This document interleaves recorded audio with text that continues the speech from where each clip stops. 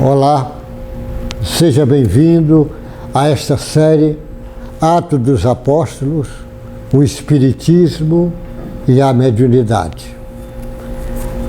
Eu faço essa ligação e venho fazendo em todos esses capítulos desse livro Atos dos Apóstolos, que nós já estamos no capítulo 27, que só falta mais um capítulo, para você poder entender a beleza desse livro, sobretudo se você conhece o Espiritismo e se tem o conhecimento de mediunidade, conhece a parte científica e filosófica de mediunidade, você vai ver que esse Atos dos Apóstolos é um compêndio mostrando atos mediúnicos de ponta a ponta. Não que Lucas falou de todos os discípulos, não falou. Na realidade ele mostra mais dos discípulos, mostrou mais do Pedro, do Filipe, do Paulo, mas ele queria mostrar mais ou menos como eram as primeiras casas cristãs, a maneira que os cristãos primitivos agiam depois que o Cristo subiu.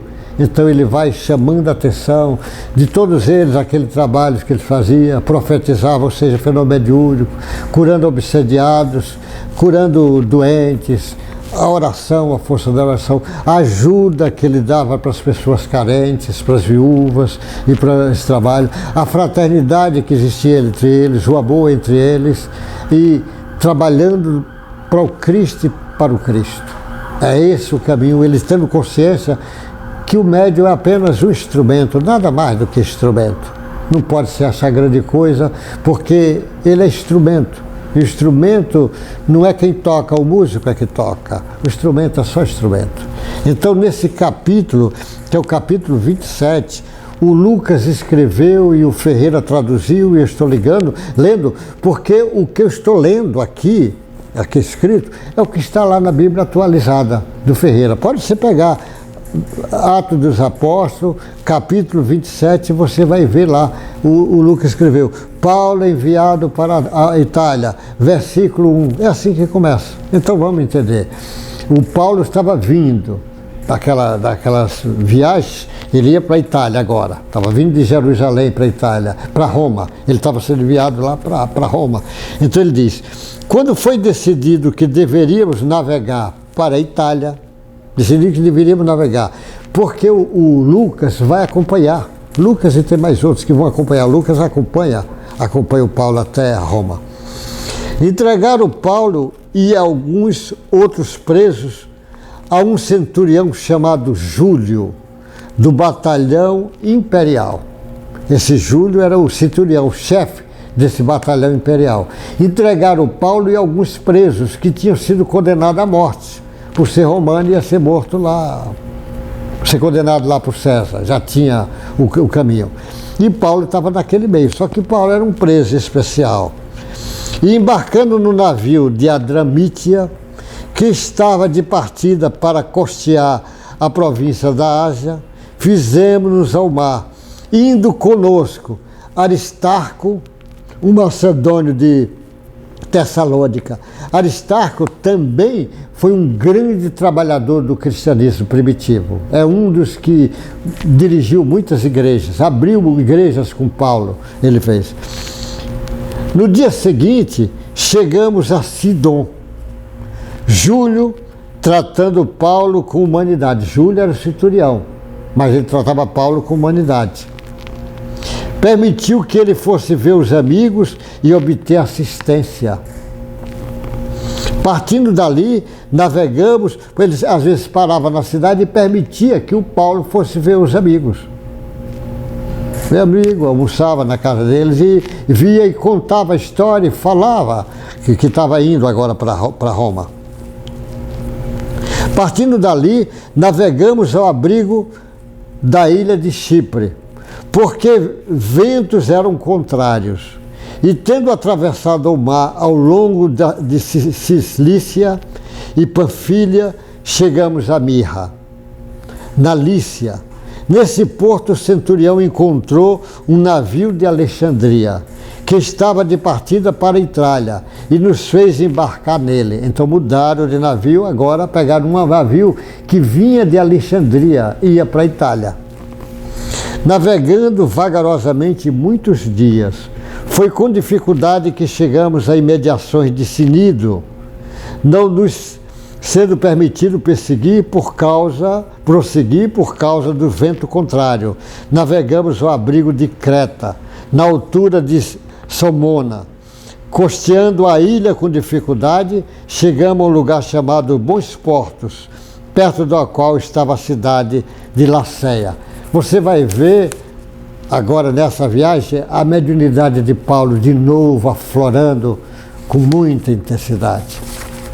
Aí ele diz assim, o Lucas escreve, no mesmo capítulo que vai dizendo os perigos da viagem, ele vai falando os perigos da viagem. Depois de muito tempo, tendo tornado a navegação perigosa e já passado o tempo do dia de jejum, Paulo os aconselhou dizendo, Paulo disse para eles, senhores, vejo que a viagem vai ser trabalhosa, com dano e muito prejuízo, não só da carga e do navio, mas também da nossa vida. Porém, o centurião dava mais crédito ao piloto e ao mestre do navio do que o que Paulo dizia. O centurião falou ao mestre do navio, mas o mestre do navio não quis saber. Disse que ele é que entendia, que Paulo não entendia nada. Mas o Paulo estava dando informações mediúnicas, dizendo o perigo que ia acontecer. Paulo pede para eles ficarem parados lá. O Paulo sugere que eles fiquem parados durante 3 meses, que vai começar o inverno, e que vai ser rigoroso e vai custar muito para aquele navio. Mas os caras não quiseram escutar a informação mediúnica do Paulo. Acharam que era algum golpe. Paulo dizia, não sendo porto próprio para invernar, a maioria deles era da opinião que deveria partir dali, para ver se podia chegar a Frenice e aí passar o inverno, visto ser um porto de Creta, que olha para o noroeste e para o sudeste. Soprando brevemente o vento sul, e pensando eles se alcançado o que desejava, levantaram a âncora e foram costeando mais de perto a ilha de Creta. Entretanto, não muito depois, desencadeou-se ao lado da ilha um tufão de vento chamado Euroaquilão. Nem os experientes esperavam isso. O navio foi arrastado com violência e, sem poder resistir ao vento, cessamos a manobra e nos fomos deixados levar. Passado ao abrigo de uma ilhota chamada Cauda, com dificuldades conseguimos recolher o bote.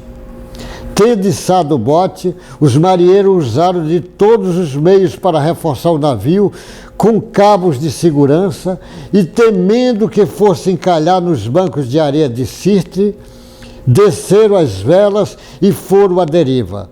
Açoitados severamente pela tormenta, no dia seguinte começaram a jogar a carga do mar. Com medo do navio afundar, começaram a jogar a carga do mar. Era carga grande, era de trigo, porque veio de Alexandria. A Alexandria do Egito. O Egito era o maior produtor de trigo, mandava trigo lá para aquelas regiões, inclusive para Roma. E no terceiro dia, nós mesmos, com as próprias mãos, lançamos ao mar a armação do navio, para ver se ainda escapava. E não aparecendo, havia já alguns dias nem sol nem estrelas, caindo sobre nós grandes tempestades, dissipou-se afinal toda a esperança de salvamento. Eles agora estavam perdidos. O Paulo tinha dito para ficar esperando que ia ter dias perigosos. E eles não acreditaram. Agora eles perderam a esperança, porque não tinha mais dia e noite, era aquela tempestade, um inverno pesado que baixou de uma hora para outra em tudo. O Paulo tinha formado para eles. Havendo todos estado muito tempo sem comer, Paulo, depois de pé no meio, e disse, já tinha vários dias, aí Paulo, 14 dias tinha passado, nesse tormento, ele sem comer. Olha o que é que Paulo, de novo, a mediunidade de Paulo vai fazer. Olha o fenômeno mediúnico como é. Paulo disse, senhores, aí o Paulo fala para aquela multidão, o navio tinha 276 pessoas, era assim que eles descrevem, 276 pessoas, fora as cargas, que já tinha jogado quase toda no mar. E agora até aquelas enfeites do navio tinha jogado no mar para ver se diminuía o peso. E tinha amarrado para ver se não quebrava as tábuas. E o Paulo, no meio dele, disse: senhores, na verdade era preciso ter atendido e não partir de Creta para evitar esse dano e perda. Ele disse: era necessário que vocês tivessem me atendido. Mas agora, aconselho que, olha o que ele está dizendo agora, o Paulo vai dizendo: eu aconselho que tenham coragem, porque nenhuma vida se perderá. Paulo está dizendo: coragem, que nenhuma vida se perderá, mas somente o navio. Vão perder o navio, mas nenhuma vida. Porque essa mesma noite, ele está dizendo, essa noite que ele está falando, um anjo de Deus a quem pertenço e a quem sirvo, esteve comigo dizendo, um anjo, espírito angelical, anjo é o espírito angelical, apareceu e disse: Paulo, não tenha medo, é preciso que você compareça diante de César, e eis que Deus, por sua graça, lhe rendeu a todos que navegam com vocês. Então ele não vai morrer e os outros também não vai, ninguém. Portanto, senhores, tenham coragem, pois eu confio em Deus que tudo vai acontecer conforme foi dito. Porém, é necessário que sejamos arrastados para alguma ilha. Ele disse: precisamos ser arrastados para alguma ilha. Olha como é que a coisa vai tomando um caminho.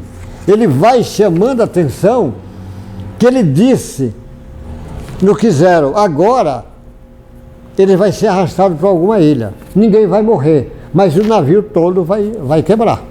Ele está garantindo. Ele está dizendo que um anjo apareceu. Apareceu o que é o aparecimento de anjo? O fenômeno mediúnico, que é estudado no Espiritismo, que o Allan Kardec trouxe a compreensão disso, que alguns cientistas estudaram isso. Também a mediunidade foi estudada por Bozano, Flammarion, Richer, Leon Denis, Gabriel Delano, um bocado de grandes, Gibier, um bocado de grandes trabalhadores fizeram. Recentemente nós tivemos alguns trabalhando essa parte, nós tivemos aí trabalhando essa parte da mediunidade, nós tivemos o Jorge André trabalhando nisso, o Hernani Guimarães, a Marlene Nobre trazendo os trabalhos do André Luiz para discussão, o Décio André juntando na fisiologia, trazendo esse caminho para a fisiologia, para o entendimento da fisiologia. Tem muita gente trabalhando. Eu quero dizer o seguinte, que precisa entender. Entendendo a mediunidade, você vai ver que aí não está acontecendo milagre, não está acontecendo nada diferente, apenas está acontecendo dentro das leis. E o Paulo era um médium fantástico, e esse livro chama a atenção do fenômeno mediúnico para você poder entender. Atos dos Apóstolos é um livro fantástico. Esse Paulo mesmo, que trajetória bonita, difícil, mas bonita, como o Paulo está dizendo. Então, nós vamos continuar ainda nesse capítulo, na próxima parte, vamos ver ainda esse final desse naufrágio que está acontecendo com Paulo e aqueles 227 companheiros. Que Deus lhe guarde, boa sorte e até o próximo encontro nosso.